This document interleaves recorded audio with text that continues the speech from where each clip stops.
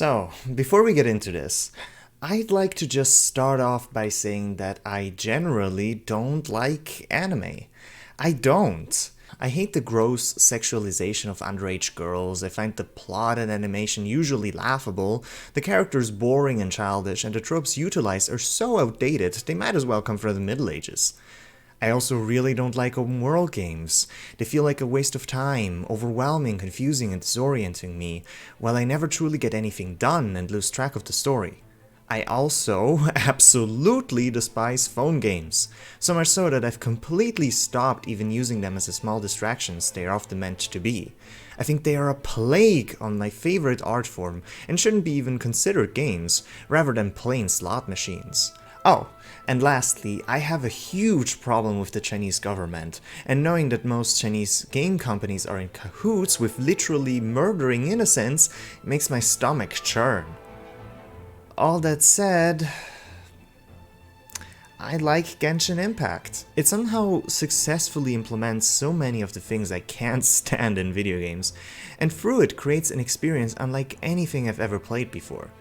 In many ways, I think this game is what all of those crazy, unrealistic ads promised us mobile gaming would eventually go on to be in the future. It has the big, expansive open world, the involved storylines, the flashy graphics, the action-packed gameplay that was promised so many times over. And all of that stuff makes it terrible for mobile gaming.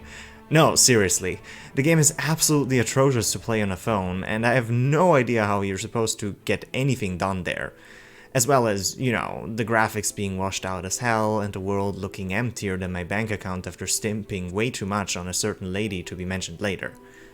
Fortunately for us, however, this game is also available on PC and PS4, and boy did I have a field day with it. I started a week ago and was basically incapable of putting it down, and you'll just have to take my word on this when I say that that's extremely fucking rare.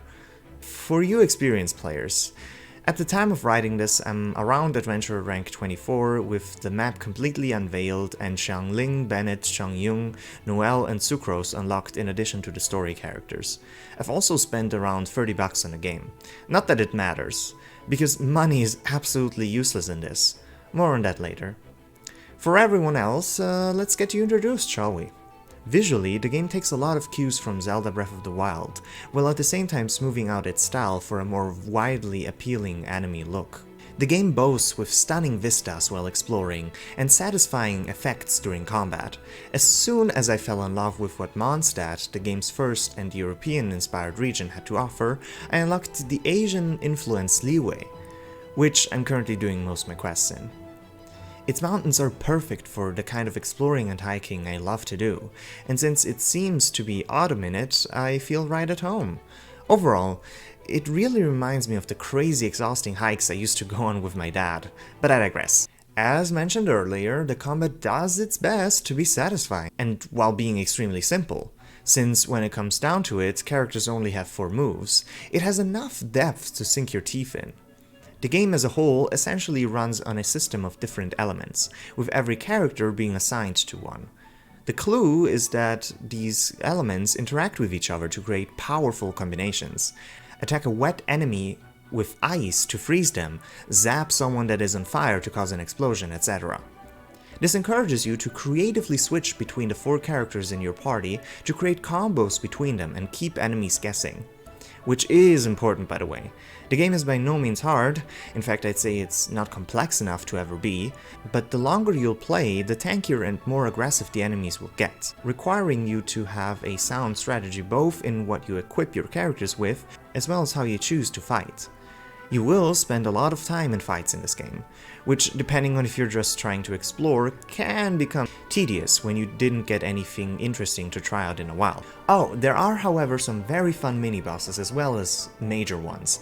I appreciate the effort that went into this, in addition to their cinematic presentation.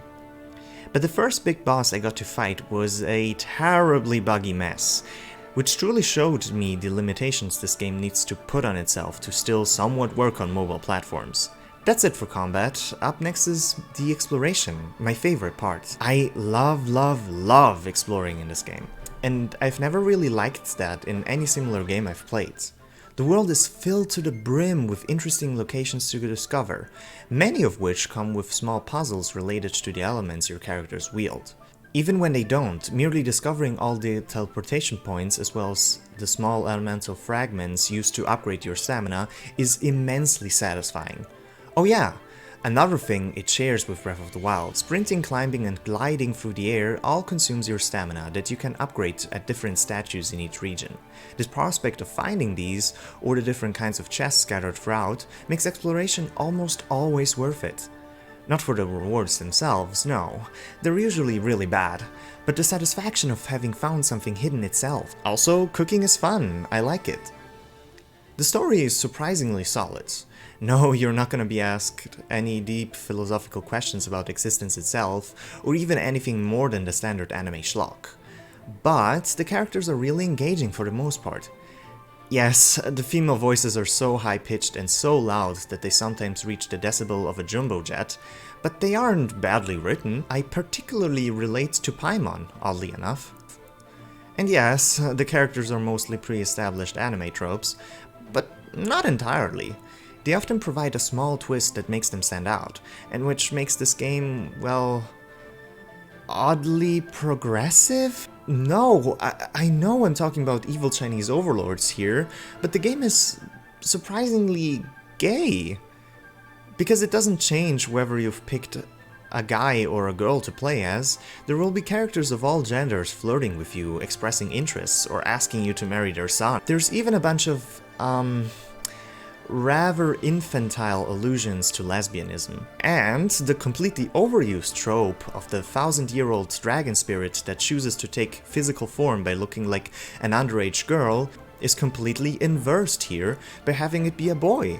And honestly, I found myself cackling at all the people that are suddenly made uncomfortable by this. All of it combines into a world that I actually like being in. I want to see what the characters do next, how their relationships evolve, understand the mysteries of this world more. For the first time in ages, I actually have questions to a game world that I want to see answered. And speaking of, let's have a lightning round of things that I don't understand. Why is chicken so rare? Like, I get it, I probably should kill birds to get it, but I don't have a character with a bow in my party, and if I get too near to any of them, they fly off. Why is every health restoring recipe completely reliant on chicken? I don't have any of it. And because of that, why is health in general such a rare commodity? If the game wants to be challenging, losing health in tough encounters should be normal. Instead, I have about 30 items capable of reviving my party members, but nets do nothing to fill their health bar. Does that mean I need a dedicated healer in my party? And if so, why? That sounds terribly unfun. Why are some items only available on certain days? Am I seriously expected to wait a week before getting something that is essential to progress my character and by proxy the game? Why does everything cost original resin to use? And why won't merchants just sell infinite amounts of their stock like in any other game? And lastly, why doesn't the game ever explain any of this stuff at all? I get 3 million pop-ups for the most obvious shit ever in the middle of combat, but the actual intricacies of the game need to be hastily googled. And even so, the fact that I'm willing to go through that is paramount to how much I like the game. It just pulls you in and just has those good old moments of fun and discovery I've missed so much over the years. And look, maybe knowing what kind of game this is, I would have never even started it. But I had true, genuine fun with it. And maybe it comes down to the year we've all had. Throughout it, I was constantly forced to reconsider my own worldview and question myself. And since many of my videos and research this year has been focused on men, masculinity and all that jazz, it's been extremely refreshing to play a game that just fully exudes feminine energy to the brim. Also, I realize this might be a little bit of an uncomfortable topic, but this is my channel, y'all know I love talking about this shit. So, does the design of these characters seem a bit odd to anybody else? Like, yes, there's a lot of cute and sexy girls in here and whatever, but more than anything, they all seem so unified. They all have the same type of attractiveness, general same body type and facial structure. Even the men are extremely feminine and look like they could fit right in with the girls. And maybe I'm saying all this because I personally fail to feel attracted to much nowadays, although a certain official cosplay did do unspeakable things to me. But the game seems to be wholly designed to target exactly one kind of specific type of straight men. who watch a lot of anime, are secretly extremely insecure about their sexuality, and just found out that the girl they found hot is actually a femboy. And that's fine, you don't have to justify yourself to me. And look, I enjoy the designs a lot too. In fact, Lisa, the game's price-reduced and resized Bayonetta, is my absolute favorite character, and I am begging to God that the devs will eventually add a second date night with her.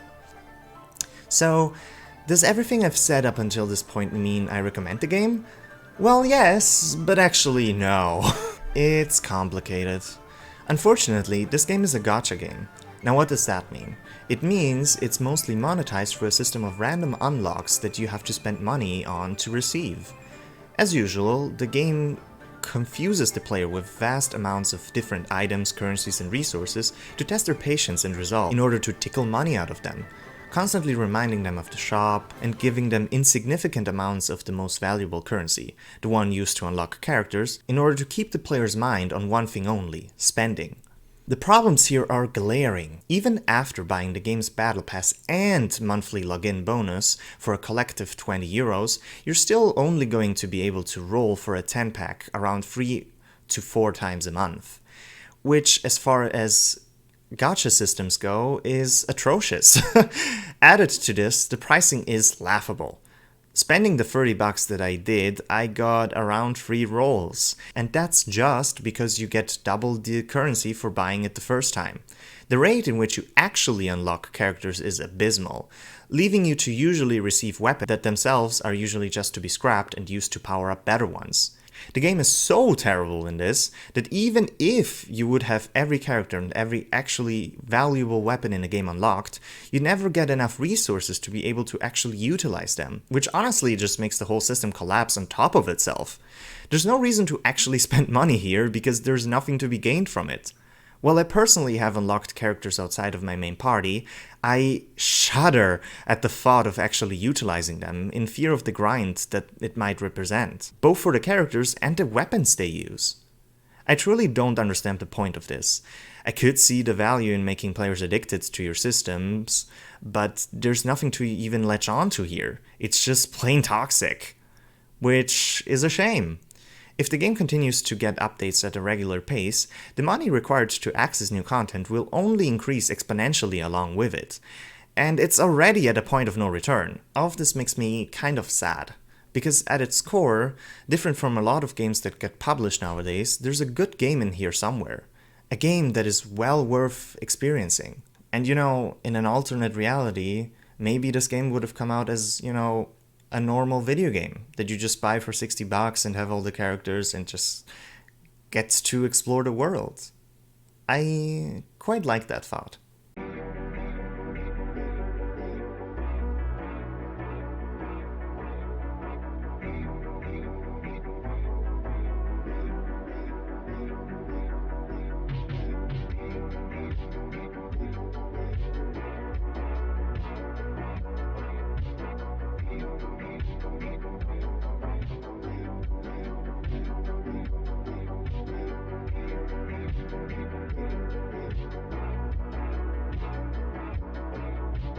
Back to being gay.